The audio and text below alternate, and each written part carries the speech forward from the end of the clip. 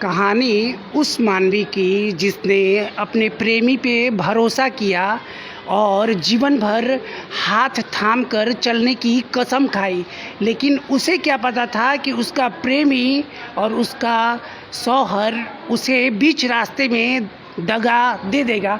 मानवी क्या कहेंगी, कैसे शुरू हुई ये कहानी? सर वो मेरे क्लास के सीनियर थे। हाँ। वो क्लास मेरे सीनियर थे। उन्होंने मुझे फेसबुक पर मैसेज किया था, तो हमारी बात वहीं से शुरू हुई थी। बात शुरू होते होते 1-2 महीने हमारी बात हुई। 1-2 महीने मेरी बात शुरू हुई हम उनसे।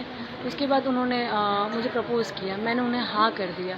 अच्छा। 1 साल बाद वो मुझे कहते थे कि मुझे तुमसे मिलना है, नहीं मिलोगी तो बात नहीं करूँगा, तुम्हें छोड़ दूँगा। तो हमारी बात शुरू हुई, उसके बाद से वो मुझसे फिज़िकली हुए। उसके बाद से वो मेरी फ़ोटोज़ मांगते थे। फ़ोटोज़ ना देने पे न्यूड फ़ोटो कहते थे कि मैं तुमसे बात नहीं करूँगा। अजीब-अजीब ताने मानवी मारते। कभी जाली प्रेम, फेक प्रेम की बात नहीं तुम्हारे दिमाग में आई कि प्रेम ऐसा भी नहीं होता सर, है? वो हमेशा शादी की बात करते थे कि तुम्हारे परिवार से आके शादी की बात करूँगा। हम भी ब्राह्मण हैं, तुम भी ब्राह्मण हो। मेरे परिवार वाले भी मान जाएँगे, तुम्हारी मम्मी को भी हम मना लेंगे। एक बेरोजगार लड़का शादी का प्रपोजल देता है, तुमने एक्सेप्ट कर लिया, कैसे? सर वो कहते थे कि तुम भी कैपेबल हो जाओ, हम भी हो जाएंगे। अच्छा। तो उसके बाद से हम लोग तुम्हारी फैमिली को हम मना ही लेंगे कैसे ना कैसे, और तुमको भी और अपने फैमिली को भी हम मना लेंगे। मानवी आपका एजुकेशन क्या है? सर मैं 12th तक पढ़ी हूँ। अच्छा। 12th के बाद पढ़ाई नहीं हो पाई क्योंकि उसके पहले ही ये शादी का जो भी मैटर था वो हो चुका था। कैसे शुरुआत हुई, कैसे मुलाकात हुई थी? शुरू में पहली बार कब मिले आप, किस ईयर में मिले थे? सर मैं पहली बार 2019 में मिली थी उससे। अच्छा। 2019 में मिली थी मंदिर में। अच्छा। तरकुला मंदिर में गई थी, वहीं से हमारी मुलाकात शुरू हुई थी। तो कभी तुम्हें शक नहीं हुआ कि ये आदमी सही नहीं होगा मेरे जीवन नहीं के सर, लिए? ऐसा कोई शक नहीं था क्योंकि उसने मुझे वो अपने एक परिवार वालों से भी मेरी बात कराया था। उनके बुआ के लड़के से मेरी बात कराता था। अच्छा। हाँ, और शादी के लिए हमेशा कहता था कि तुमसे मैं शादी करूँगा, तुम्हारी मम्मी से बात करने आएंगे, बात करेंगे तुम्हारी मम्मी से। ये सारी बातें वो कहते थे। तो क्या तुमने सोचा, आप कहीं जॉब करती थी, आप इंडिपेंडेंट थी, कि कैसा निर्णय लगा आपको कि अकेले ले रहा? सर मैं जॉब करती थी। अच्छा। मैं यहीं हीरो की एजेंसी में कंप्यूटर में काम करती थी। अच्छा। लेकिन वो कुछ नहीं करते थे उस समय तक। अच्छा। मैं जब कहती थी कि तो आप भी जॉब करिए तो वो कहते थे कि नहीं मुझे कुछ नहीं करना, मैं बिज़नेस ही करूँगा। अच्छा। कहते कि मेरा बिज़नेस 1-2 साल में शुरू हो जाएगा तो मैं आऊँगा तुमसे शादी कर लूँगा। अच्छा। मेरे बड़े भाई की बस शादी हो जाए तो शादी कर लूँगा। ये क्या है कि मुझसे संबंध बनाया करते थे। संबंध बनाने में 4 बार 2019 में जब कोरोना का वक्त आया था उस समय में पहला मेरा प्रेगनेंसी था। अच्छा। प्रेगनेंसी के 1 साल बाद फिर एक प्रेगनेंसी हुई थी। हाँ। उसके बस 3 से 4 महीने बाद फिर एक प्रेगनेंसी हुई। हाँ। जब चौथी बार प्रेगनेंसी हुई तब मैंने जब कहा कि नहीं मैं ये बच्चा नहीं गिराऊंगी, मैं ये बच्चा रखूँगी, तो वो मुझे मुझे मारा पीटा। उसके बाद तो वो वहाँ से चले गए, उसको से गाली गलौज देने लगे। उसके बाद से सर कितने साल बाद शादी हुई आपकी? 4 साल के रिश्ते के बाद। किस साल में शादी हुई? सर 2022 को 7 दिसंबर को शादी हुई थी। शादी हुई थी आपके पास तस्वीरें भी हैं शादी की? जी सर। और सारे साक्ष्य भी हैं जी। और तमाम तरह के आपको हालात का सामना करना पड़ा जो बहुत बुरा है। उनके भाई और उनकी माँ। हाँ। उनके भाई हमको मारने पीटने की बात करते थे, मारते पीटते भी थे।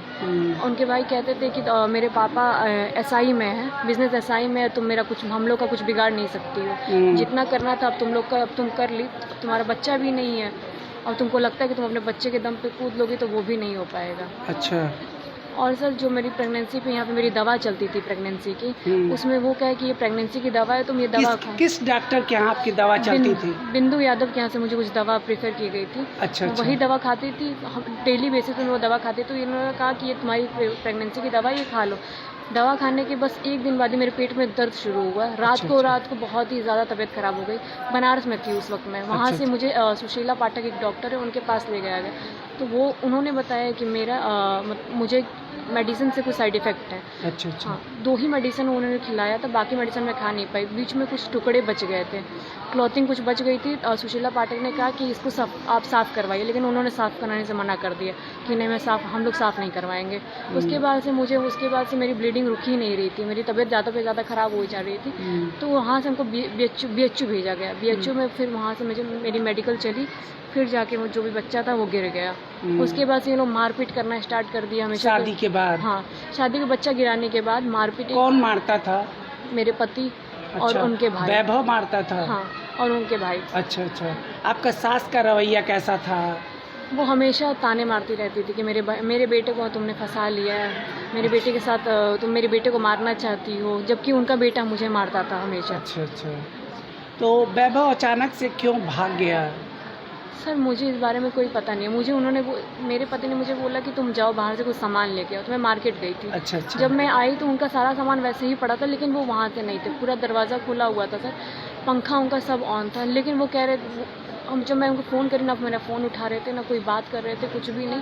मैं ट्राई कर रही थी, तुरंत मैंने अपने घर पे किसी को फ़ोन किया, तो उन लोगों ने मुझे कहा कि तुम देवरिया चली आओ। सर वहाँ पे रेंट वाली जो है वो भी मुझे परेशान करने लगी थी रेंट के लिए। फ़िलहाल मेरे पास उतने पैसे थे नहीं कि इसीलिए मुझे यहाँ आना पड़ा। जब वैभव चला गया तो उसकी माँ और उसके भाई का रवैया क्या था? उसके बाद क्या हुआ?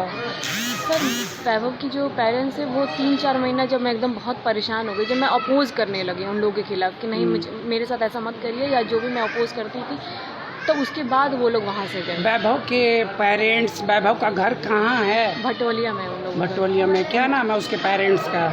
उनकी माता का नाम है मंजू मिश्रा। अच्छा। उनके भाई का नाम है आज़ाद मिश्रा। और उनके पापा का नाम है बलराम मिश्रा। अच्छा। वो लोग हमेशा यही धमकी देते थे कि मेरे पापा विजिलेंस में एसआई हैं। अच्छा। हाँ, विजिलेंस में एसआई है। हाँ, तो तुम मेरा कुछ बिगाड़ नहीं सकती हो। अच्छा, आप न्याय के लिए, जस्टिस के लिए कहाँ कहाँ गई हैं? सर मैं जस्टिस के लिए मैं कोतवाली गई थी। कोतवाली में मेरी बात भी हुई है, लेकिन उन्होंने कहा एप्लीकेशन लेके आइए। लेकिन सर मुझे हॉस्पिटल से ये लोग जाने ही नहीं दे रहे हैं। अच्छा, हॉस्पिटल अच्छा। वाले डिस्चार्ज नहीं कर रहे हैं। अच्छा। जो हॉस्पिटल वाले ने कहा कि कोई फैमिली मेम्बर भी आ जाएगा तो आपको डिस्चार्ज कर देंगे, लेकिन ना मेरे ससुराल वाले नहीं आ रहे हैं इसमें। ससुराल वालों को बहुत बार यहाँ की नर्सों ने भी कॉल किया, लेकिन वो फ़ोन नहीं उठा रहे हैं, पहचानने से भी इनकार कर रहे हैं। और जो मेरे भसुर हैं उनका रवैया मुझे शुरू से ही कुछ सही नहीं लगा। वो हमेशा कुछ गलत तरीके से मुझे छूते थे। अच्छा अच्छा। हाँ, जिसकी वजह से मैं उनसे थोड़ा भागती थी या उनका अपोज करती थी। लेकिन उसके बाद वो मुझे मारना पीटना भी उन्होंने शुरू कर तो दिया। अचानक से आपने ये कदम क्यों उठाया? सर मैं ये सोचती थी कि चलो मैं रिश्ता निभा लूँगी, मेरा पति ये थोड़ा गुस्सा है, लेकिन ठीक है मैं निभा लूँगी। मारपीट हर रिश्ते में होती है, लेकिन जब बहुत ही ज़्यादा बढ़ गया, जब वो वहाँ से भाग गए, तब मैंने ये डिसीज़न लिया कि नहीं, अब मुझे इसके लिए अपने लिए मुझे खड़ा होना पड़ेगा सर। तो आप सुन रहे थे मानवी की कहानी। मानवी ने प्यार किया था और विश्वास किया था कि उसका जीवन साथी उसे वो सब कुछ देगा जो अक्सर एक पति अपनी पत्नी को देता है, लेकिन मानवी को कुछ नहीं मिला, सिर्फ आंसुओं के। अजय कुमार पांडे, जय भारतवर्ष के लिए।